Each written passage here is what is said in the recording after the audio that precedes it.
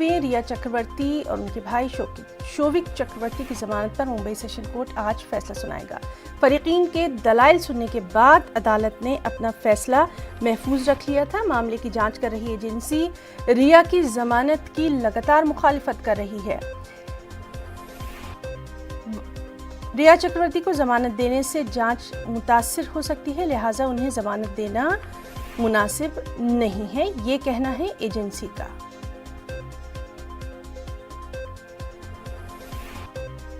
और हमारे साथ मौजूद हैं मुंबई से हमारे नुमाइंदे प्रशांत पांडे।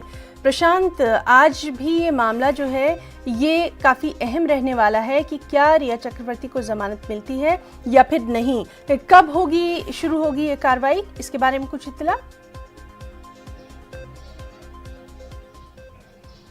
जी देखिए, कार्रवाई जो है अदालत की 11 बजे के बाद शुरू होती है और जिस तरह से कल ही तय कर दिया गया था अदालत की तरफ से कि आज कोई दलील, कोई बहस नहीं होना है। आज जो है ऑर्डर के लिए रिजर्व किया गया है, यानी जब भी कार्रवाई शुरू होगी तो तुरंत जो है ऑर्डर दिया जाएगा। देखना ये होगा कि 6 में से किन लोगों को जमानत मिल पाती है और किन लोगों को नहीं मिल पाती। सबकी नजर जो है रिया और शोविक के ऊपर टिकी हुई है, क्योंकि ये मुख्य किरदार है जिनका नाम जो है अटैच किया गया है सुशांत सिंह राजपूत के मामले से।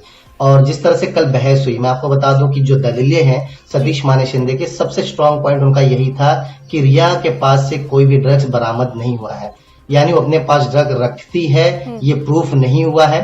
और अगर एजेंसी को जांच करना है तो वो हमेशा अवेलेबल रहेंगी, जिन शर्तों के हिसाब से जांच करना है उसके लिए तैयार है। सबसे पहला पॉइंट। और दूसरा पॉइंट उन्होंने ये कहा कि जब एजेंसी ने खुद कहा है कि हमें पुलिस कस्टडी की जरूरत नहीं है, ये पहले वाले रिमांड कॉपी में कह चुके हैं, अगर इनको पुलिस कस्टडी की जरूरत नहीं है तो हमारे क्लाइंट को जेल में क्यों रखा जाए। ये बहुत इंपॉर्टेंट पॉइंट, 2 बहस उन्होंने अदालत के सामने रखी है, लेकिन उसे अदालत किस तरह से कंसीडर करता है। क्योंकि वहीं दूसरी तरफ हम देखिए, जो सरकारी वकील है एनसीबी की तरफ से, उन्होंने साफ तौर पर कहा कि जांच अभी शुरू हुआ है, कई चीजें जांचनी बाकी है।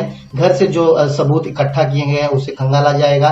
टैबलेट्स जो उनके घर से रिकवर किया गया, उसमें जो फोटोज हैं, वीडियोज हैं, उसकी जांच करना बाकी है। अगर रिया जेल से बाहर जाती है तो हो सकता है वो सबूतों को टैंपर करे, उसको वहां पर कुछ ना कुछ कोशिश करे।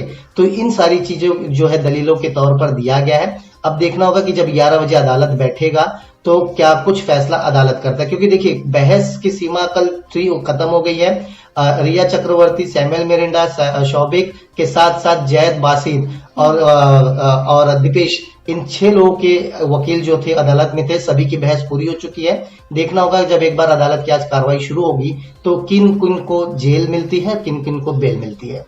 जी प्रशांत, बिल्कुल आपने ठीक कहा कि आज का दिन भी जो है वो काफ़ी अहम माना जा रहा है इस केस के ताल्लुक से।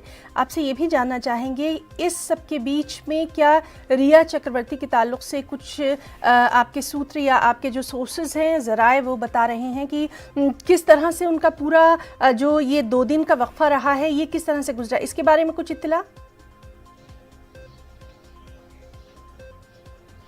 जी बिल्कुल, देखिए वो जिस तरह से जानकारी ये मिल रही है कि जब पहली रात जो उनको एनसीबी के दफ्तर में बिताना पड़ा तो वो पूरे रात जो है दफ्तर में सो नहीं पाई थी, क्योंकि उनकी लाइफस्टाइल अलग है। देखिए, वो 2 पहलू है और यही कोशिश की जा रही है कि जल्द से जल्द उनको बेल मिल जाए उनके वकील की तरफ से।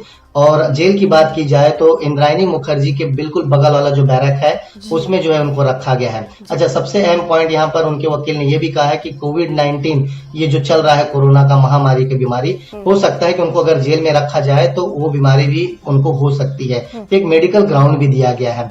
और बाकी मैं आपको बताऊं कि 2 दिन का वक्त बीत चुका है जेल में। अब देखना ही होगा कि आज अगर जो अदालत फैसला लेती है, अगर बेल मिलती है तो प्रक्रिया कितनी जल्दी खत्म होगी। क्योंकि एक बार बेल मिलने के बाद वकील के हाथ में ऑर्डर कॉपी तुरंत नहीं आती है, और अगर जेल से रिलीज करना है तो उसकी अलग प्रक्रिया है। अदालत के जो कारकुन होते हैं उनके तरफ से ऑर्डर दिया जाता है, उसके बाद पेपर जो है जेलर के पास जाता है। तो यानी प्रक्रिया भी लंबी है, लेकिन इंतजार करना होगा एक बार अदालत की जब कार्रवाई शुरू होगी तो क्या कुछ फैसला आज अदालत करता है।